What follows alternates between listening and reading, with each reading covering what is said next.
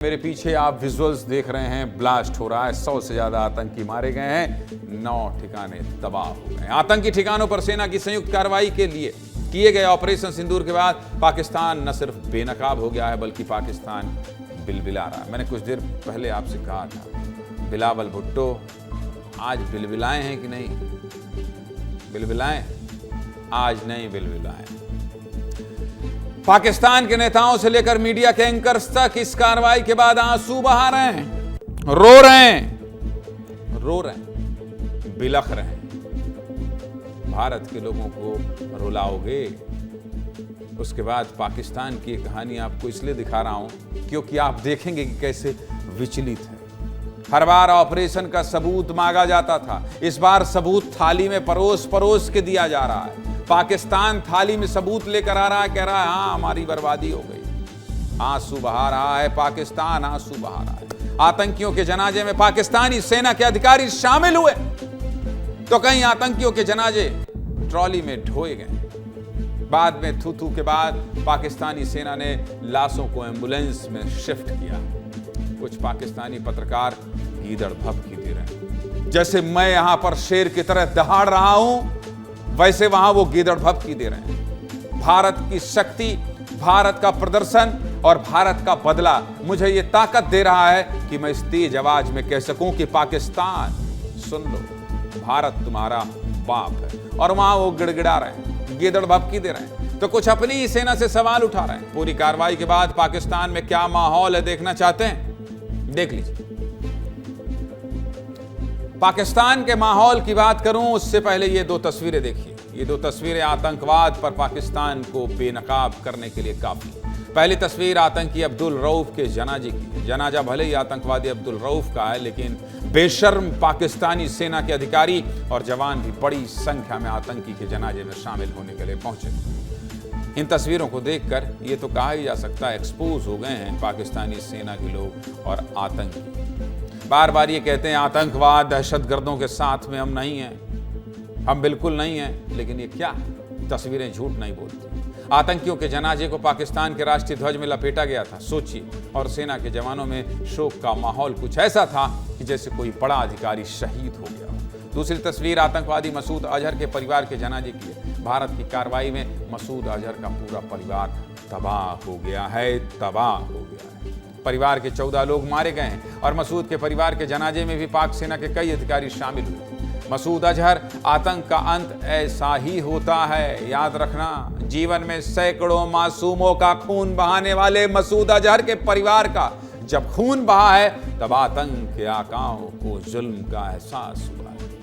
आतंक के आकाओं के अंत के बाद केवल सेना और आतंकवादी नहीं, पाकिस्तान की मीडिया भी रो रही है। पाकिस्तान की मीडिया भी रो रही है। पाकिस्तानी न्यूज चैनलों के एंकर एंकरिंग करते करते रो पड़े हैं, तो वहीं कुछ चैनल्स के एंकर इतने भावुक हो गए हैं कि एंकरिंग तक नहीं कर पा रहे। पाकिस्तान के 2 प्रतिष्ठित न्यूज चैनल की एंकरिंग आप भी देखिए, फिर आगे की बात करता हूं। मेरी सहानुभूति भी इन एंकरों के साथ। देखिए,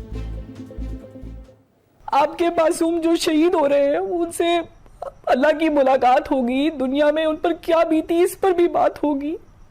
खुदारा अपने मासूमों को तलकीन कीजिएगा कि वो अल्लाह से हमारी शिकायत ना करे, बल्कि अल्लाह से ये दरख्वास्त करे कि वो हमारे जैसे कमजोर ईमान वालों को ताकत अता करे, क्योंकि हम भूले हुए हैं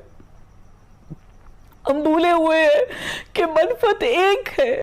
आसमान रो पड़ा है, जमीन कांप उठी है, समंदर खामोश हो गए हैं, दरिया अपने आंसुओं में बहने लगे हैं, पहाड़ लरज उठे हैं, मैदान साकित हो गए हैं, सहराओं में वीरानी छा गई है।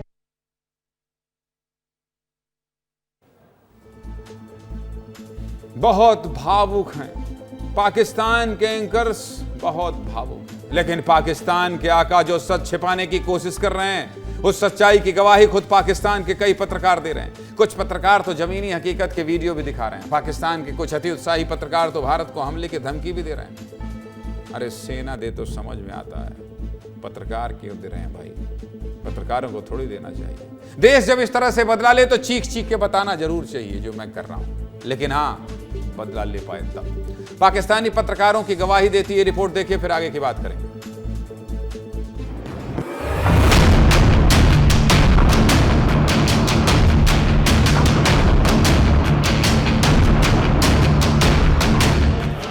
गाइस पेशावर एयरपोर्ट की इस वक्त कंडीशन आप लोग देख सकते हैं।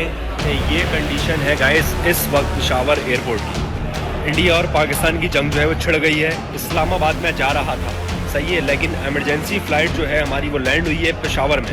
अब कुछ नहीं पता कब तक हम यहाँ पे रहेंगे।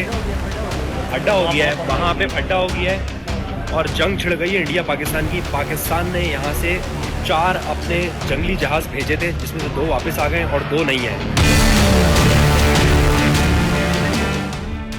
पाकिस्तानी और इंडिया ने जंग शुरू कर दी है। अभी मेरे बहावलपुर सिटी के अंदर मौलाना मसूद अजहर साहब के जो है मदरसा है, उसके ऊपर 4 मिसाइल दागे गए हैं। 4 मिसाइलों के साथ हमला किया गया है मौलाना मसूद अजहर साहब के मदरसे के ऊपर।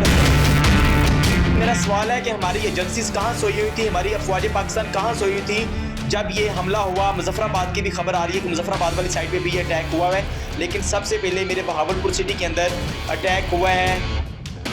इंडिया ने पाकिस्तान के 6 बड़े शहरों पे हमला किया है। लाइन ऑफ कंट्रोल से हट के, आज़ाद कश्मीर से हट के पंजाब के 3 मकाम प्रिसाइज था और इतना भयानक था और इतना हाई कैलिबर का था कि वो जो वीडियोज मौजूद हैं उनमें इन्होंने हाई लेवल के हाई कैलिबर के मिसाइल का इस्तेमाल किया है। पाकिस्तानी की डिमांड है कि पाकिस्तान भी मुंबई, कलकत्ता, पटना और गांधीनगर पे हमला करे। इन बुज़दिलों ने साजिद को शहीद किया, मसलू पे हमला करके निहत्ती शहरी को शहीद किया।